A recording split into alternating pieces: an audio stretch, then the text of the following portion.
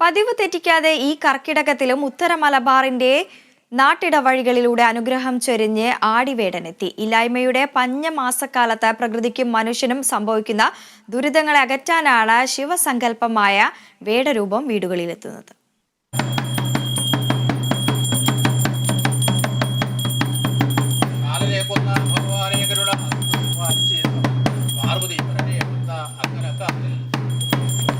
ചെമ്പട്ടുടയാടകൾ അണിഞ്ഞ് നിഷ്കളങ്കത്വം പേറുന്ന കുരുന്നുമുഖവുമായി ആടിയും വേടനും ഉത്തരമലബാറിലെ കാർഷിക ഗ്രാമവഴികളിൽ ഇറങ്ങുകയായി. കാലം എത്ര കഴിഞ്ഞാലും അന്യം നിന്നു പോകാതെ ചില ഗ്രാമങ്ങളിലെങ്കിലും കർക്കിടകത്തിലെ ആദിവ്യാധികൾ അകറ്റാൻ ഇന്നും മുടങ്ങാതെ ആടിയും വേടനും എത്തുന്നു.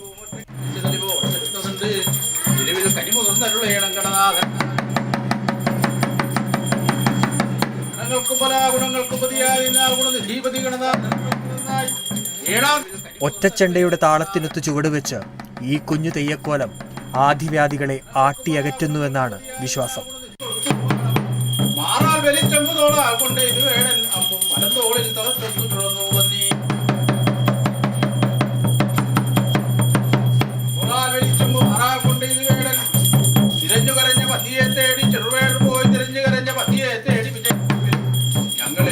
കണ്ണൂർ, കാസർഗോഡ് ജില്ലകളിൽ ആചാരാനുഷ്ഠാനങ്ങളിലെ പരമമായ സാന്നിധ്യമാണ് ആടിയും വേടനും. രണ്ട് വ്യത്യസ്ത സമുദായങ്ങളിൽപ്പെട്ടവരാണ് കോലം ധരിക്കുന്നത്. പലപ്പോഴും ആടിവേടൻ എന്ന് ഒന്നിച്ചു പറയാറുണ്ടെങ്കിലും ആടിയും വേടനും വ്യത്യസ്തരാണ്. ആടി എന്ന് പറയുന്നത് പാർവതീദേവിയും വേടൻ എന്ന് പറയുന്നത് പരമശിവനുമാണ്.